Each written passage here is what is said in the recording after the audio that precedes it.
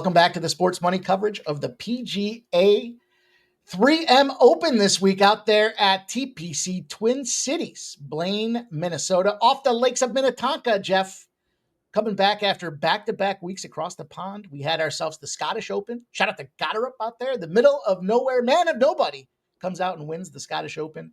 And then, of course, Scotty Scheffler puts the big prize on the line and gets that big fourth major, Jeff. Little surprise, Jeff. Did you know 1,197 days between Tiger Woods' first and fourth major? 1,197 days between Scotty Scheffler's first and fourth major. What do you think about these comparisons to Tiger Woods? I'll tell you what, I did not know that. That's an interesting fact. It's crazy. Right on the day, huh? That's impressive. I guess it's a little bit of a different take for me from a Scotty compared to Tiger. I mean, he's starting to rival him, but I don't know. Tiger just had some impressive shots back at holing out and things like that. Not that Scotty doesn't, but Scotty just seems to be steady Eddie getting, par, birdie, par, birdie, and where Tiger he'd drop one in second shot for an eagle. I don't know. He just seemed like a different caliber. I'm not saying Scotty can't do it, but Scotty also did just come out in an interview and say he doesn't even get jacked up. He gets excited for 3 or 4 minutes after a win, and that's it. Yeah, not to take it away from Scotty. Not at all. Congratulations on his accomplishments here, but look, the equipment's changed. I used to play golf with a guy that kept his old driver in the bag, and boy, he put his new driver in the bag, and he added 25 yards to it. Our buddy Bertram, you remember him, and look, golf equipment changes. They're adding more distance. That's why they continue to move these tracks around out there and add distance to them because the ball goes further.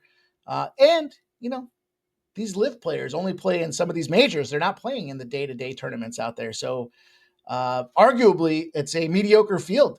And speaking of mediocre fields, Jeff, it transitions us here to the TPC Twin Cities. Only one player in the top 20 will be in the field this week. That's McNeely, which means it opens us up. I referenced that because you mentioned last week the 20s and the 10s have been the paydays. And I found another interesting stat for us here. Did you know if you blindly bet Scotty Scheffler and you put $100 on him to win every golf tournament because of these price tags he's had, and he's not winning every tournament, despite the fact it feels like that, you're only up $185. $100 blind betting. Yeah, you're profitable, but it's not even a unit. So what do you think about that, Jeff? That's an impressive stat as well. I was kind of curious about that. If you just blindly bet him, I think he's won 17 tournaments was it within the past year and a half. So yeah, that's impressive to be only up a unit and a half at $100 a clip every tournament. But hey, to your point, you're still up, I guess. But there's bigger shots and better shots out there to take, in my opinion. Well, I know you had a big top finish out there in the Open, as did I. But we're going to shift gears. We're going to talk a little bit about this tournament, you guys. We're going to give you top 20s, top 10s. We'll talk some top 5s, first round leaders, and outrights. We're going to give you guys a little rapid shot here. We're going to kick it off with MMA Jeff. Talk to us about your top 20 and top 10 finishes, Jeff. Yeah, as you had mentioned, we've got not the bad. We're missing Scotty. We're missing Roars. So I think we got anybody could win type of deal here. I'm top 20. I'm rolling Emiliano Grillo at plus 220 and Haotong Lee at plus 275. Those are my two top 20s. Top 10, I'm rolling with Chris Gotterup over there. Potential to win this tournament. Best odds. Top 10, he's plus 250. I thought that was a pretty good number for him. The other guy I took in top 10 is Keith Mitchell at plus 500. It's a little bit of a bomb, but again, he can his style of play. He can certainly get his legs moving here and get this top 10 for us. What about you? How are you rolling? I got a couple top 20s, some top 10s here as well. I'm going to go back to Luke Clanton. Plus 200 for Luke Clanton to come in the top 20 on this golf tournament out there with that mediocre field. We profiled Luke Clanton a couple of weeks ago. He definitely did me dirty, but smaller field, less talent in this field. And, the reason I liked his metrics were a lot to do with where I think the 3 consistencies in winning this tournament come in: birdies, approach shots, and putting. So Luke Clanton does rank high on the list. I'm going to go to Ricky Fowler. Ricky Fowler for a top 20 finish at plus 175. I mean, this number just seems too good to be true. I talk about it being a mediocre field. Nobody's more mediocre than Ricky Fowler. And at plus 175, he was in a top 5 position after the first round at that Open. And unfortunately, what happened was the weather, right? The second, third, and fourth days at the Open seems like it happens every year. Whether you had the morning tee time or the afternoon tee time, you had two different types of golf tracks that were being played. The wind's in your face, the wind shifts, and it's at your back. The sun is shining. All of a sudden, it's torrential downpours. And so Ricky got beat up by the weather a little bit, but let's not forget he did finish as a tied for a 14th finish at the U.S. Open. Top 14 for Ricky out there.